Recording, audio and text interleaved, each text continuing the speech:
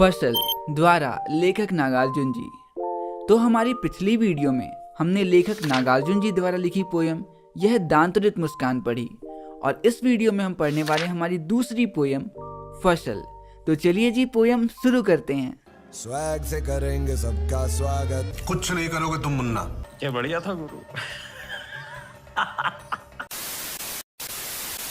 बचपन से ही प्रकाश संश्लेषण मतलब फोटोसिंथेसिस हमारी साइंस की बुक से जाने का नाम ही नहीं लेता और इस बार तो हद ही हो गई है, वो हमारी हिंदी की बुक में भी आ गया। साला ये दुख का खत्म नहीं होता बे।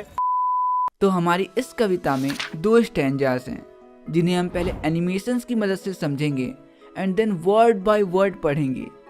तो हमारे पहले काव्यांश में कवि बताते हैं, यूं तो किसी पेड़ या पौधे को उगाने के लिए 4 मेन चीज़ों की आवश्यकता पड़ती हैं और वो 4 मेन चीज़ें हवा, पानी, मिट्टी और सनलाइट, जो चारों की चारों चीज़ें हैं पृथ्वी में पहले से ही उपलब्ध हैं और एक पेड़ या पौधे को लगाने के लिए मनुष्य की कोई भी आवश्यकता नहीं है।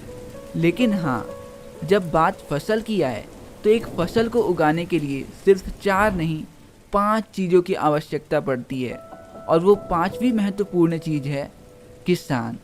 और सिर्फ एक किसान ही नहीं, हजारों खेत में लाखों करोड़ों किसानों की मेहनत, न जाने कितने नदियों का पानी और कितने प्रकार की मिट्टी से दुनिया के अलग अलग हिस्से में अलग अलग प्रकार की फसल पैदा होती है। इन्हीं बातों को कवि नागार्जुन जी हमारे पहले काव्यांश में लिखते हुए कहते हैं, एक के नहीं, 2 के नहीं, ढेर सारी नदियों के पानी का जादू। मतलब इस दुनिया में हजारों लाखों खेत हैं और उन खेतों में फसल उगाने के लिए सिर्फ 1 या 2 नहीं, न जाने कितनी सारी नदियों के पानी का जादू लगता है, तब कहीं जाके एक फसल तैयार होती है।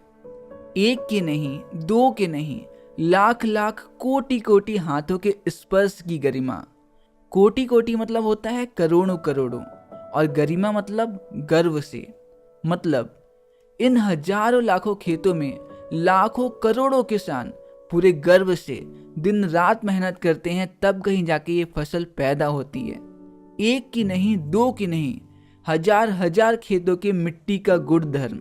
गुणधर्म मतलब होता है किसी चीज में पाई जाने वाली कोई ऐसी विशेष बात जो उसे बाकी सभी से बिल्कुल अलग बनाती है। मतलब दुनिया भर के खेतों में अलग अलग तरह की मिट्टियां हैं जिनसे अलग अलग तरह की फसलें उत्पन्न होती हैं और इस प्रकार किसी खेत में उगाई गई फसल उस मिट्टी के गुण धर्म को अपने साथ लेकर उत्पन्न होती है। तो यहीं पे खत्म होता है हमारा पहला स्टैंजा और अगले स्टैंजा में बढ़ने से पहले ये रहा हमारे इस छोटे से स्टैंजा से आपके लिए एक नन्हा सा सवाल आपकी स्क्रीन पे। और आपका सवाल है, मिट्टी का गुण धर्म किसे कहा गया है? ऑप्शन ए कवि को, ऑप्शन बी पानी को, ऑप्शन सी किसानों को या ऑप्शन डी फसलों को। आंसर आपको नीचे कमेंट्स में बताना है और अपना आंसर लॉक करने के लिए आपका समय शुरू होता है अब।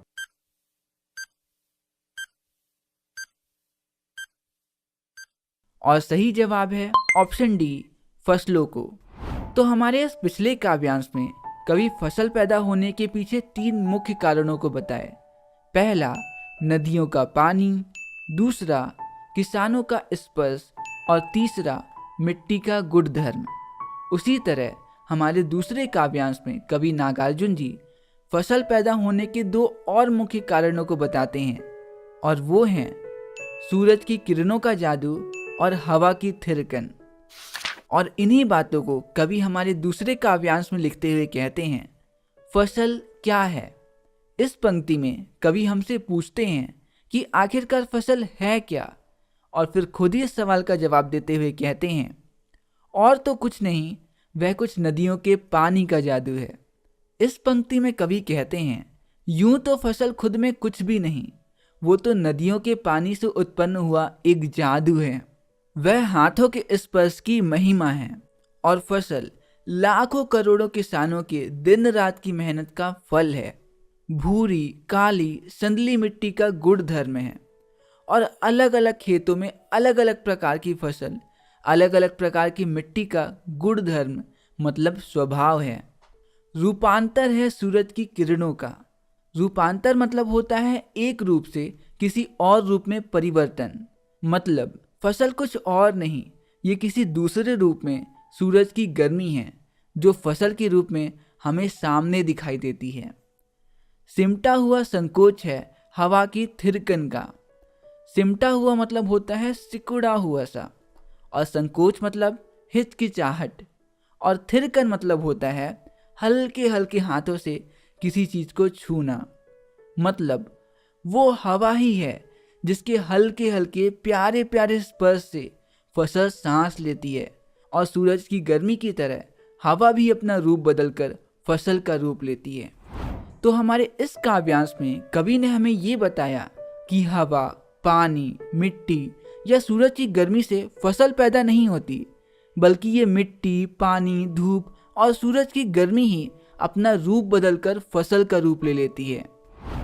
और ये रहा हमारे इस काव्यांश से आपका सवाल आपकी स्क्रीन पे। और आपका सवाल है, कवि के अनुसार फसल किसका बदला हुआ रूप है? ऑप्शन ए बीजों का, ऑप्शन बी खनिज पदार्थों का, ऑप्शन सी पौधों का, या ऑप्शन डी सूर्य की किरणों का। आंसर आपको नीचे कमेंट में बताना है, और अपना आंसर लॉक करने के लिए आपका 5 सेकंड का समय शुरू होता है अब।